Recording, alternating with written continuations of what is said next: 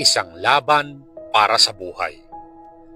Si Nanay Juris Valentino ng Marikina, isang ina at overseas Filipino worker. Para maitaguyod ang kanyang mga anak, nagtrabaho siya sa ibang bansa.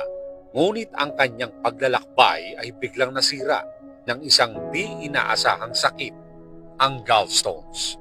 Isang sakit na nagbanta sa kanyang buhay at mga pangarap. Pauwi siya sa Pilipinas. Ang kanyang mga pangarap ay biglang naglaho.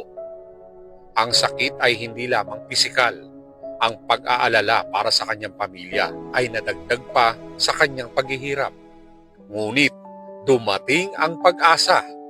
Ang medical mission ni Senate Minority Leader Aquilino Coco Pimentel III ay nagbigay kay Nanay Juris ng libreng operasyon sa Manila Doctors Hospital. Ngayon, nalaman ko na may medical mission si Coco Pimentel sa Kalumpang. Sabi ko, punta kaya ako, try ko. Tinry ko, tapos nagtanong ako sa mga tao na kung may surgery.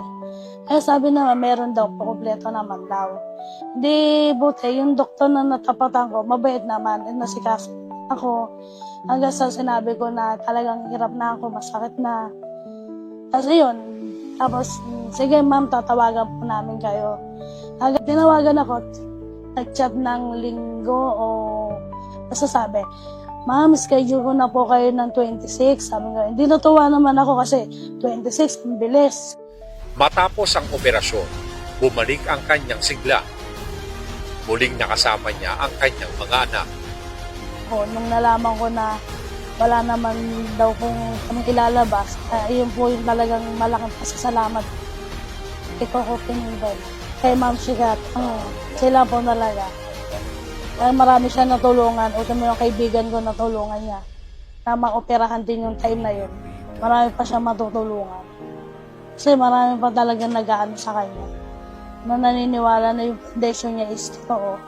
Kaya hanggang ngayon meron pa nagpapagamot sa tulong ni Pimentel.